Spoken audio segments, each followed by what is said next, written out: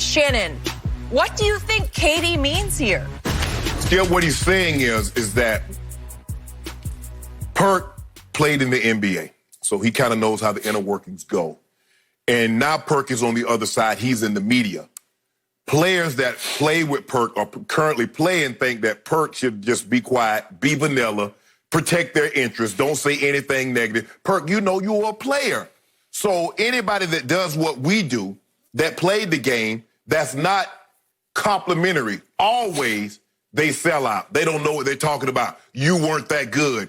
Well, what did you ever win? And that's what they always use. And if you notice, every time KD fires at Perk, he always takes a shot at him. Well, you only average 2 points and 3 rebounds as our center. Yada, yada, yada. Okay, which is abundantly clear. A lot of air balls. A lot of air balls. Mm-hmm. Kendrick Perkins was not, is not, will never be, will never has been the player that Kevin Durant or Kyrie or any other of the top players. Mm-hmm. But that's okay. That's not to diminish that he doesn't know what he's talking about. What they're upset about is that they're not denying that Kyrie said this. Mm-hmm. They're asking Perk, why are you putting this out there? Why are you putting this on blast? And Perk was like, Kyrie had no problem going back and playing. Now, this is what Perk is saying. He had no problem going back and playing as long as he was going to be allowed to go down in the bubble, sit on the bench, and cheer his teammates on. Mm-hmm. Once the NBA says, nah, you're not going to be able to do that, all of a sudden he didn't want to play and didn't want anyone else to play. Mm-hmm. So, and plus, Perk and KD kind of got a history going back, Skip. Perk said Russ is the best Oklahoma City Thunder player in history. He also said that KD took the coward's way out, going to link up with Golden State and winning titles that way. Mm-hmm. So they've kind of had a contentious adversarial relationship since that point. Perk doesn't back down. Perk is not going to back down. What I would advise, Skip, when I try to talk about a player, I try to keep his intellect out of it. I know maybe Perk was just saying that in jest, that if Kyrie had a bird had Kyrie brains, it would fly backwards. Maybe I don't think Kyrie has a diminished capacity or anything like that. I just think he thinks outside of the box, and I think it's rubbing a lot of people the wrong way because some people do want to go back and play. And Skip, if you don't, my thing has always been, if you don't want to go back and play, if you feel that the COVID is a concern of yours, you feel that your voice is going to be muted going back to the bubble with everything the social injustice that's going on, don't go. But don't try to put the bosh on anybody else and try to speak bad of the NBA for them wanting to go back. So I just think that Kendrick and KD's protecting Kyrie, Skip. They're best friends. And so, I'm going to protect my best friend. I'm not going to let you take shots at him from a distance. Yep. I'm going to try to put the kibosh on that so it doesn't get too far out of hand. But this is going to continue to go on. Perk has a very strong opinion, and he's not going to back down from KD. KD understands that, but I think that's what's going on. That's what he means by selling out. Perk, you played. Now you in the media, now you giving up all the secrets. You know you're not supposed to do that. There may be some of that going on, but I think it runs and cuts much deeper than you just suggested. I believe that Kevin Durant means that Kendrick Perkins sold Kevin out for LeBron James. That's what it's going down to. Yeah. Okay. Here we go. For 4 years in Oklahoma City, I'm going to remind everybody, Kendrick Perkins was Kevin Durant's enforcer. He was his bodyguard. Right. He was his personal protector.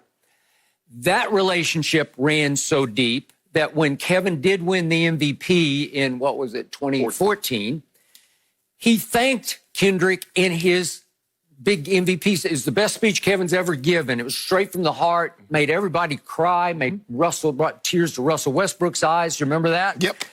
And in that speech, he said of Kendrick Perkins, I hated you before you got here, because remember in Boston, he was seen as this sort of glowering, menacing enforcer type, right? This bully.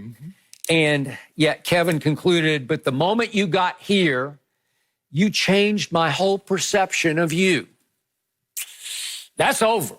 That's finished. That's kaput. He changed it again, huh? He changed it radically, dramatically, upside down again, because now, in a little bit of a surprise, if not a shock to me, Kendrick Perkins has become LeBron's #1 PR man and #1 fan, super fan, on every TV show he's done ours a few times. He does ESPN. It seems like he's everywhere and all over social media. He does nothing but protect LeBron. And it's starting to come across to me as if Kendrick almost considers himself part of LeBron's inner circle.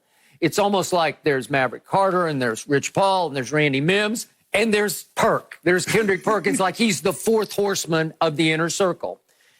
And if I didn't know any better, because this has gotten so personal, it almost comes across like Perk is on LeBron's payroll. I'm not suggesting, but that's how it feels like LeBron actually directs him to say, oh, I need you to do that for me and that for me and that for me. The big picture is, you pointed out some of the things he's done. Remember, I've been the biggest proponent of Kevin Durant's the best player on the planet. A lot of people have thought that, and Kevin won back-to-back MVPs with big game threes in LeBron's house. But the point is that as the bandwagon started to roll for Kevin being the best player on the planet, all of a sudden, Kendrick is turning up the heat on Kevin, as you suggest, and now on Kevin's best friend, Kyrie.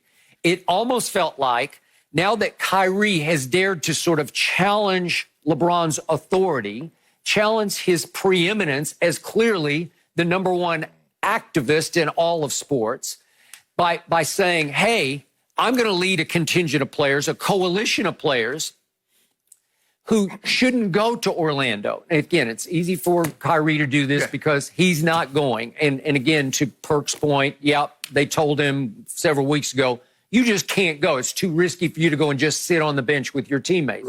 So he's out anyway. Kevin's obviously out anyway.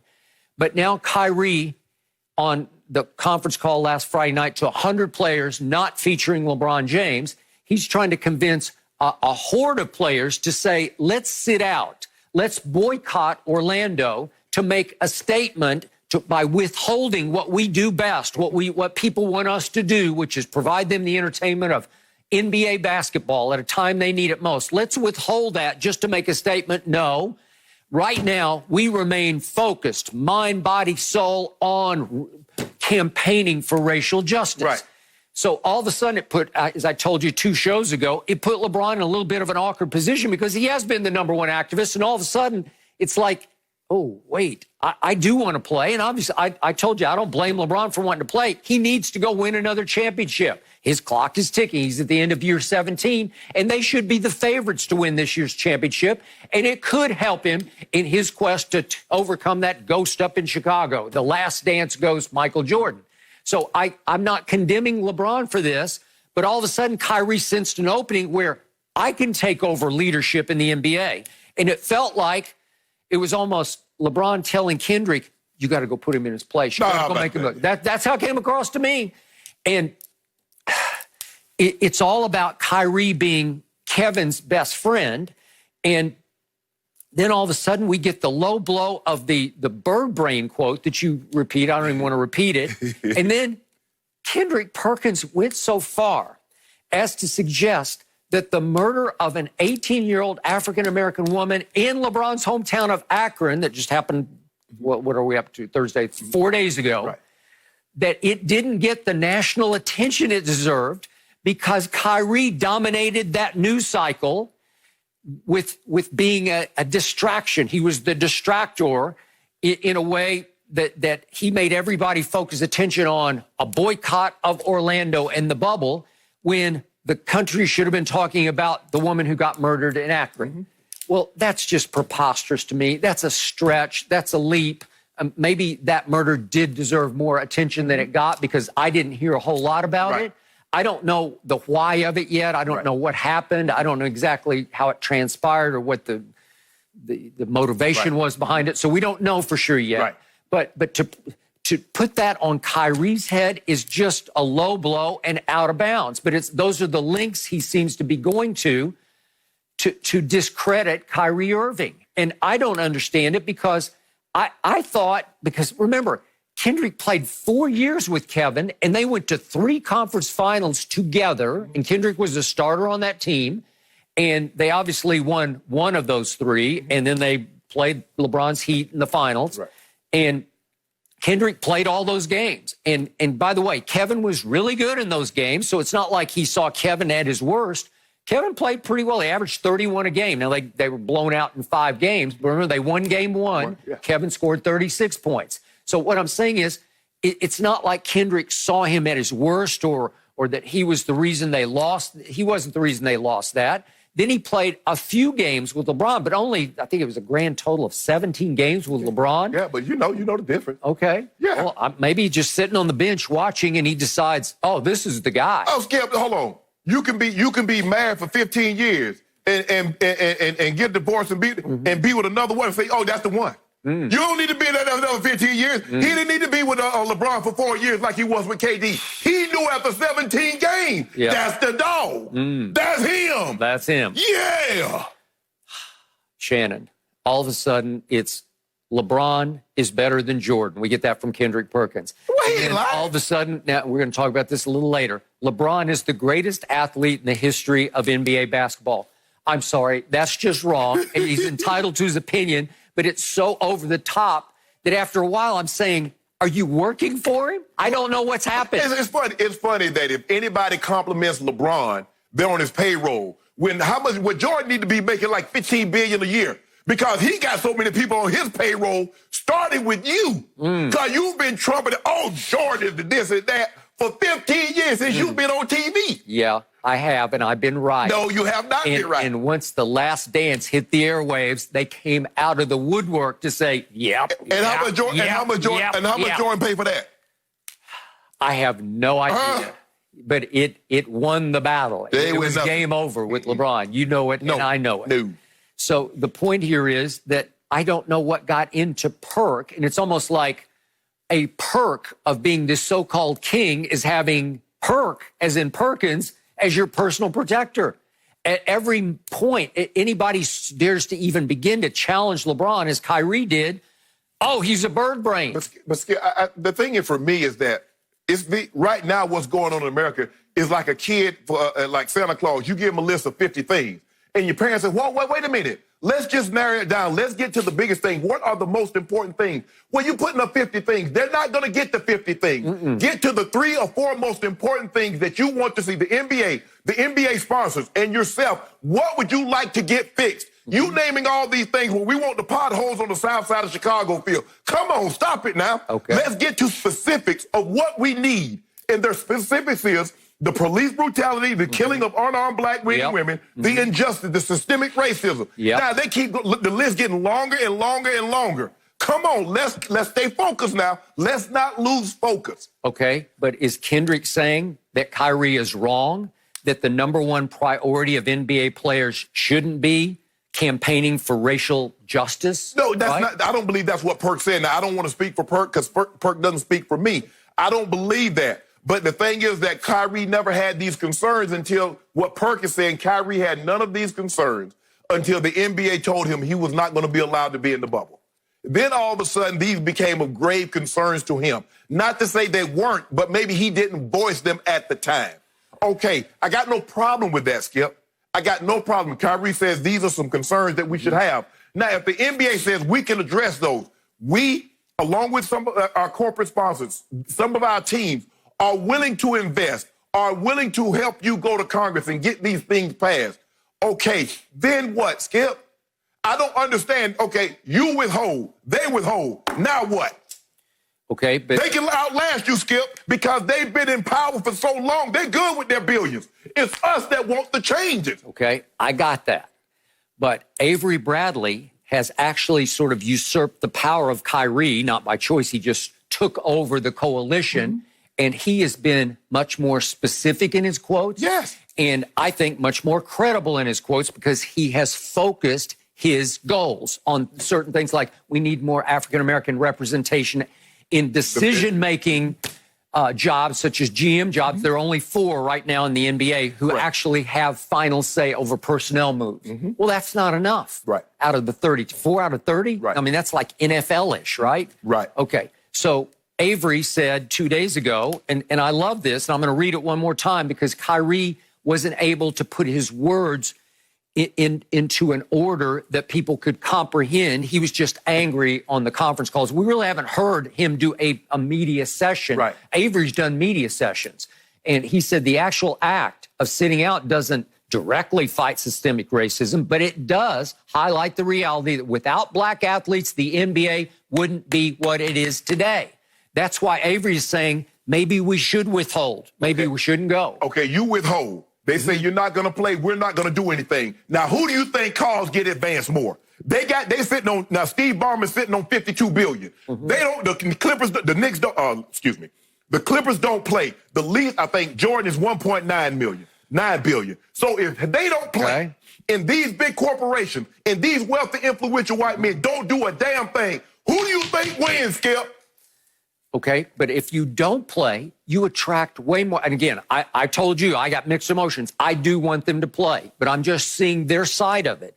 And their side is it would cause such a new firestorm of attention focused on the issue at hand that maybe if LeBron then would not play and get behind re-campaigning, again, he's got the voters' rights and the voter education that they put together, that sort of referendum and what is it? It's like a movement that they're doing. They're trying to turn out voters. Yes. Okay, I love that. But again, maybe there could be more work done, more accomplished if you didn't play, because America would be in awe of this. They'd be like, what has happened? They're not going to play. Some people would be angry about it, but it would refocus the attention again. Until you get influential people that can go in front of Congress that looks like them. Now, we can trot up all the black men. Skip, how many times did I think LeBron qualifies as influential. Skip, they had Dr. King speak in front of Congress. He went and met with LBJ. Until you get you mean Lyndon Baines Johnson as opposed to not LeBron James. Go ahead. Yeah. My bad, you're right. Okay.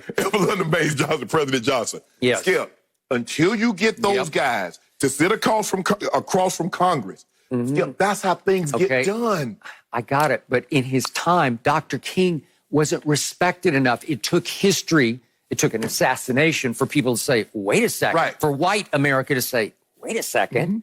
Oh, he had a point. It's like Muhammad Ali. Much of white America was some of black America was down on Muhammad Ali for being a draft dodger, right? For Vietnam. Yep, you're absolutely right. Okay. It takes time for them to historically grow into stature of all-time impact. Oh, Martin Luther King, my goodness, look what he did. Well, we weren't saying that then. Right. But the thing is, Skip, if you think about when all these, the Civil Rights Act, the Voting Rights Act, the Fair Housing Act, all that stuff, Skip, we're still fighting for that today. Okay, I got it. But to me, LeBron has more power right now than Dr. King had in 1965, 432, back into the early 60s. He does. Well, because of social media. And he has a higher approval rating. Well, he just does. He can impact more people than Dr. King could in his day. Maybe Dr. King posthumously has had more impact. Yes. Certainly, absolutely, but not right here, right now. So I also got to make this point about Kendrick Perkins. In all my years of covering sports, I've seen two dramatic transformations. One was George Foreman, because when he fought, and obviously he was that glowering, menacing, media-hating bully, right? And all of a sudden, he loses to Muhammad Ali. He gets humbled. He gets leveled down to nothing and has to sort of start his life over. And all of a sudden, he becomes a preacher man. He becomes Mr. Personality. He becomes a jovial, gentle giant that America fell in love with. He sold grills. And then it happened with Kendrick. When Kendrick played, especially in Boston, well, heck, all the way through. I mean, he was kind of a anti-media, distant, standoffish, arm's length, tough guy. Kind of an ogre, sourpuss, all of the above. And all of a sudden, he's Mr. Personality. He's all over the media. And I love him. And I like having him on the show. He is fun. I never thought I'd put fun in the same sentence with Kendrick Perkins. So the transformation has been shocking to me. And now he's like a media magnet where he gets attention and then he did tweet because he got Bill Russell. We're going to talk about this topic later. He got Bill Russell to tweet at him about greatest athlete. Yeah. This was aimed at, it was probably. You know, Skip, he probably sitting around like, I got time. Oh, what? What? So he gave 86 years old, retweet. I know, retweet. But again, then Kendrick did kind of what I call a humble brag here. And he tweeted again, oh, Mr. Russell, oh, then I give up. I back off. You're the greatest. LeBron's not the greatest. Again, calling attention to the fact that Bill Russell recognized Kendrick Perkins. Well, it has come to that. He's got power. He's got clout. Right. He's got magnetism that he never had as a player. I didn't know he had that in him, but clearly he does. It's not fake. It's real. Yeah. Right? Yeah, and I just think that the thing is, Skip, and I think, Skip, you know how hard it is for athletes to do this job because they don't, especially when they just leave the game, they don't want to be critical. Now, the further they get away from the game, they didn't play with those guys, so they're more apt to be critical. I understand that. I got it. And that's what, but Perk came right up out the box.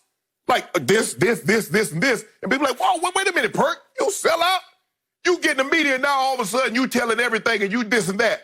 And I think the thing is, Skip, is that a lot of times, and Charles Barkley goes through this, when you are critical of a player and you didn't win a championship, they're like, well, you didn't win anything. And so that's what they use against Perk. Because Perk wasn't Shaq or Tim Duncan, they try to devalue what he's actually saying. That's true, I agree. He's making very valid points. Now, you might not like that he's giving away secrets, the recipe to the chicken, but you can't argue that he knows what, and they're not debating, well, that's a lie.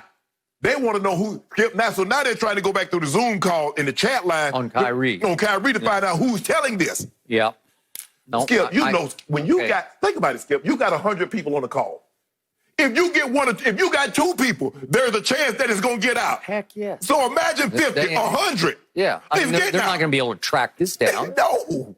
Well, so in the end, it has gotten personal. And I do believe part of that one word that Kevin used to put on Kendrick's head, which is sellout. Right. It's personal that he's selling out Kevin because Kevin's like, I thought we were close, man. I thought we were tight. Right. We played together. Right. Right? Yeah. Okay. I mean, that's what Kevin, like, we got 4 years of history together, and I can't believe you would do this. Skip, you can say this, but I believe it goes back to when Kevin Durant, when Perk says KD was a coward and Russ is the best OKC. Hey, man, how you gonna say that? And I'm supposed to be your boy. I mentioned you in my speech. Well, Perk said, I'm in there now. You can't go back there and erase it. Yep. Well, all I know is LeBron's going to mention Kendrick Perkins in his Hall of Fame speech. No, because he's helped put LeBron back on the map. We already got 5 horsemen. They ain't got no room for those 6, Perk. Sorry, you late. Well, I forgot about this, but actually the 4th horseman has already been called for, right? Now, they already got the 4 horsemen. I'm the 5th horseman. You're the 5th, right? LeBron, Mal, Randy, and Rich. For sure, Shannon's getting a mention. Come on. Thank you for watching. You can subscribe here to get the latest from the show, and be sure to check out more of the best clips from Undisputed, or go watch a few other segments from our other shows on FS1.